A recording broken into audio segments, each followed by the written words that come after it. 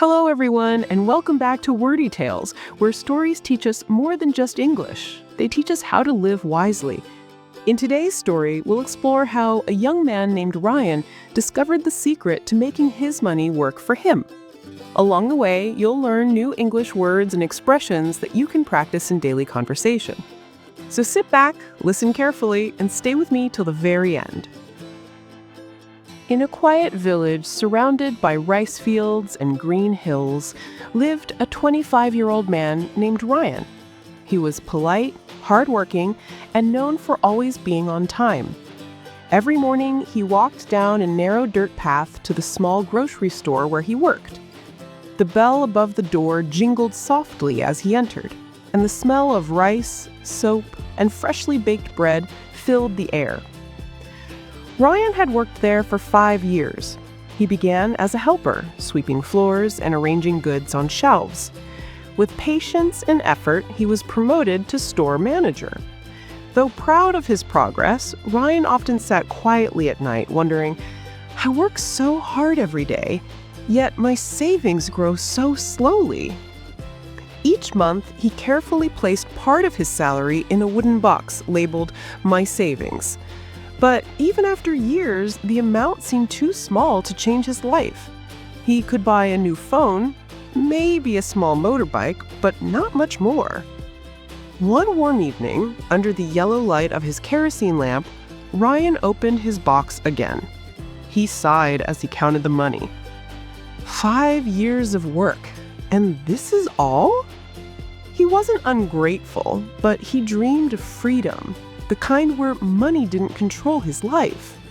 He began to wonder, is there a way to make my money work for me instead of me always working for it?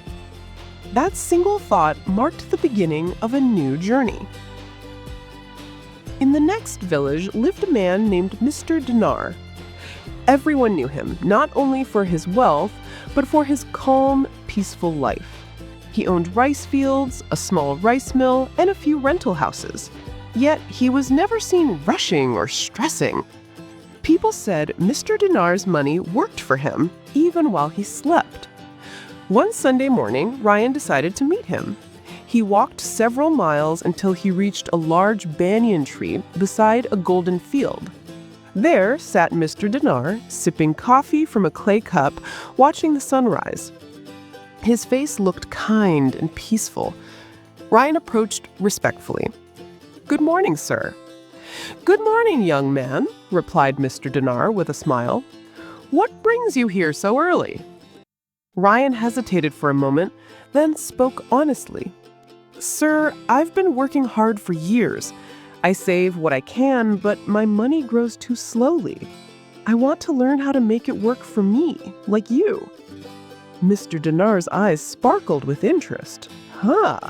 That's a wise question, Ryan. Sit down. Let's talk." And under that banyan tree began the lesson that would change Ryan's life. "The first step," said Mr. Dinar, "is to save before you spend. Most people do it backward. They spend first and save what's left. But if you want to build wealth, you must pay yourself first." Ryan nodded. "I already save some money every month." "That's good," said the old man, "but make it a habit, not a choice. Even small savings matter when done consistently. Wealth is not built in a single day. It grows like a tree, a little at a time." Ryan smiled. He had never thought of saving as an everyday discipline. "The second lesson," said Mr. Dinar, "is to avoid debt when you begin. Never borrow money for things you don't understand." Ryan frowned.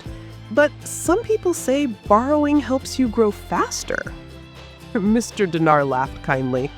"And some people eat sugar to fill their stomachs until they feel pain later. Debt is like sugar, sweet at first, dangerous later. Build your foundation slowly and safely." Ryan thought about his friends who took loans for expensive phones or motorbikes. Many still struggled to repay them. He nodded. "You're right, sir. I'll be careful." They began walking along the dusty road. Mr. Dinar pointed to a newly painted house. "Look there," he said. "That family bought a car last month. They wanted to look rich, but now they work extra hours just to pay the loan. Real wealth doesn't shine. It grows quietly." Ryan listened deeply. He had once dreamed of buying a luxury phone. "Sir, I was saving for one, but maybe that money could be used for something better." "That's the right thought," said Mr. Dinar. "If you buy things you don't need, soon you'll sell things you do need. Use money to build, not to impress." The air grew warm as they returned to the banyan tree. Cicadas buzzed in the grass. "The biggest mistake," said Mr. Dinar, "is waiting for the perfect moment to start. There is no perfect time, only now."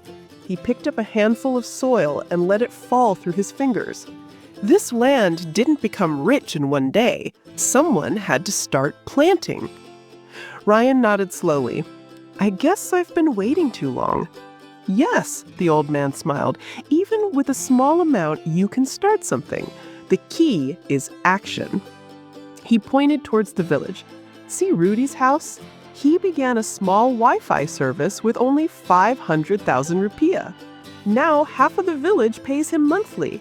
And over there, someone started raising chickens with the same amount.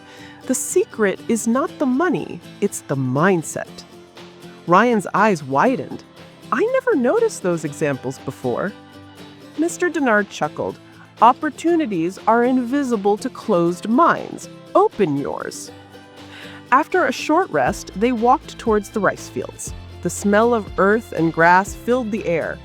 "When your first investment begins to earn," said Mr. Dinar, "don't waste the profit. Reinvest it. Let your earnings create more earnings." He told Ryan how Rudy used his small profit to buy better routers and extend his network. Soon, Rudy didn't need to work harder. His network did the work for him. Ryan smiled. "So, grow slowly but steadily." "Exactly. Fast money leaves fast, slow money stays." The afternoon sun began to set behind the hills. The sky turned orange and purple. "Here's another rule," said Mr. Dinar. "Don't depend on one source of income. Once your first stream is stable, start another. If one dries up, others will feed you.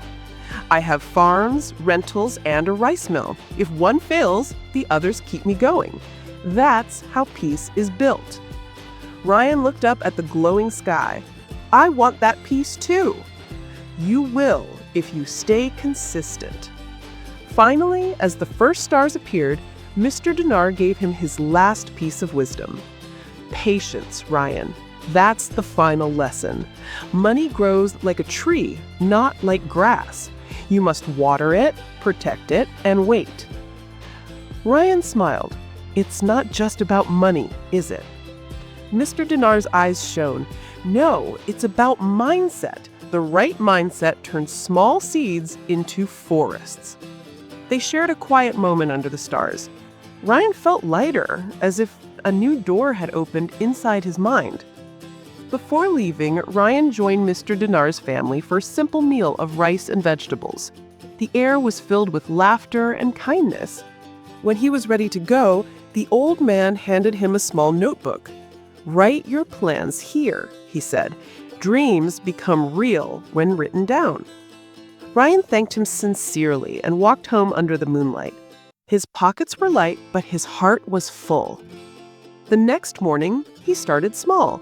He saved 20% of his income and used part of his savings to open an online shop selling handmade bamboo baskets. He also helped his neighbor manage a small chicken coop for shared profit. At first, progress was slow, but Ryan stayed patient. He learned how to manage money, invest wisely, and avoid unnecessary spending. Month by month, his savings grew. He no longer felt trapped by his job because even while he worked, his money worked too. 2 years later, Ryan's life looked completely different. His online store had loyal customers, he owned a few rental farming tools and earned steady income from them. He still worked at the grocery store, but not because he had to, because he enjoyed it. His savings had multiplied, and his passive income gave him freedom. People in the village began to notice his calm confidence. Some asked for advice. Soon, Ryan was teaching others how to save, invest, and stay patient. They even gave him a new nickname, Young Dinar. One evening, Ryan sat beneath his own tree, watching the sun melt into the fields. A gentle smile formed on his face. He whispered, "I don't chase money anymore. It follows me." He finally understood the truth. Money is a loyal servant, but a cruel master. If you learn to make it work for you, it will never control you again. Now let's review some useful English words from today's story. Passive income. Money earned with little or no effort after the initial setup. Example, renting